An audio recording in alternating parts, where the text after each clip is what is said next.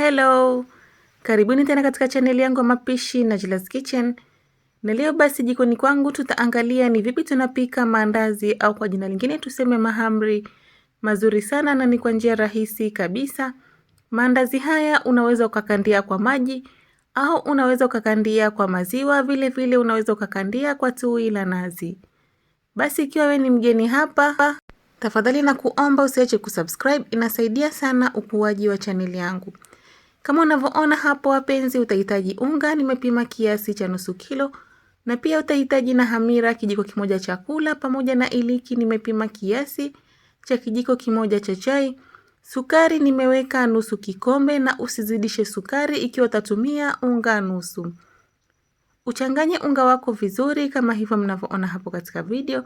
Changanya mpaka pale sukari yako itakapo lainika yote pamoja na unga wako. Na baada ya hapo basi fuatilia na kuweka yai moja. Baada ya kuweka yai moja, kandia unga wako polepole na maziwa, na kama nilivyosema hapo, ikiwa hauna maziwa unaweza ukakandia kwa maji, vile vile unaweza ukakandia kwa tui. Na baada ya hapo fuatilia na kuweka mafuta ya kula kiasi cha robo kikombe. Changanya vizuri mpaka pale utakapopata donge zuri. Na mahitaji yote hayo nitawekea hapo chini katika description box. Na unga wa maandazi au mahamri unatakiwa uwe mgumu mgumu, usiufanye unga wako mlaini. Endelea kukanda hivyo hivyo mpaka pale utakapopata donge ambalo linalotakiwa liwe.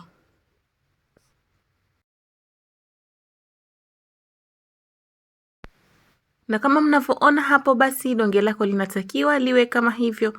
Chukua kisu chako na uanze kukata maduara yako, au size inategemea na wewe mwenyewe vipi unataka size yako ya mandazi iwe. Tengeneza madonge yako kama hivyo mnavyoona hapo katika video.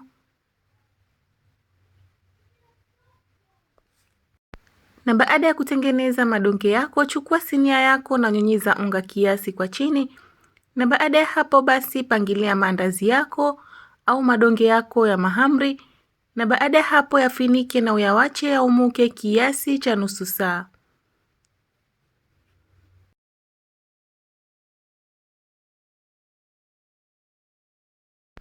Na baada ya nusu saa basi maandazi yetu au madonge yetu ya mahamri yameshaumuka kama hivyo mnavyoona hapo. Na ikiwa utahitaji kuhifadhi madonge mengine ili uyatumie siku nyingine, unaweza ukayapangilia madonge yako katika container na ukayaweka katika freezer na tayari kwa kutumia muda mwingine. Baada ya hapo basi chukua kifimbo chako na uanze kukanda donge moja moja ili upate kukata shapes zako nzuri. Na kama unavyoona uzito wake unafaa uwe kama hivyo. Chukua kisu chako na baada ya hapo kata shapes kama hizo mnazoona hapo katika video. Na ikiwa utatengeneza maandazi ya duara yote ni sawa, unaweza ukatengeneza kwa shape yoyote ile unayopendelea wewe mwenyewe. Endelea na madonge yako yote hivyo hivyo mpaka utakapomaliza. Ukishamaliza kukata madonge yako, teleka sufuria yako jikoni au karai lako na kisha utaweka mafuta kiasi. Yawache mafuta yako mpaka pale yatakapopata moto vizuri. Na yakishapata moto vizuri, punguza moto wako uwe wa kiasi na uanze kuweka maandazi yako au mahamri yako. Na baada ya kuweka mahamri yako basi yakisha umuka tu kwa juu, hakikisha kwa unayapenduza upande wa pili ili asipate kutoboka. Maandazi yako yakitoboka ndani yatakuwa na mafuta na hayatakuwa yenye ladha nzuri. Pika maandazi yako hivyo hivyo mpaka utakapopata kala ambayo unayoitaka wewe mwenyewe. Na kama unavyoona hapo yakishawiva kwa chini, yageuze maandazi yako ili yapate kuiva na kwa juu. Na uwe makini sana hapo usianguze maandazi yako au mahamri yako, na vile vile usijichome wewe mwenyewe. Na baada ya hapo basi maandazi yetu au mahamri yetu yapo tayari. Yatoe na hakikisha umeandaa sehemu ambayo utakayoweka maandazi yako ili yapate kutoka mafuta. Na baada ya hapo basi utaendelea na kupika maandazi yako mengine hivyo hivyo mpaka utakapomaliza maandazi yako yote.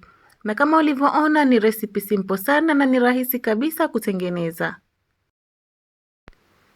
Nimeshamaliza kutengeneza maandazi yetu au mahamri yetu, na andaa maandazi yetu ili tupate kuenjoy. Unaweza ukaenjoy na chai ya maziwa, vile unaweza ukaenjoy kwa chai ya rangi, au pia unaweza ukaenjoy kwa maharagwe ya nazi. Kama unavyoona, mashallah, mahamri yetu au maandazi yetu yamekuwa soft sana, na recipe ilikuwa ni rahisi kabisa, haina kazi. Muda wowote ule ukijisikia unatamani maandazi au mahamri kwa watu wa Mombasa, unaweza ukajaribu recipe hii. Hapo basi enjoy maandazi yako.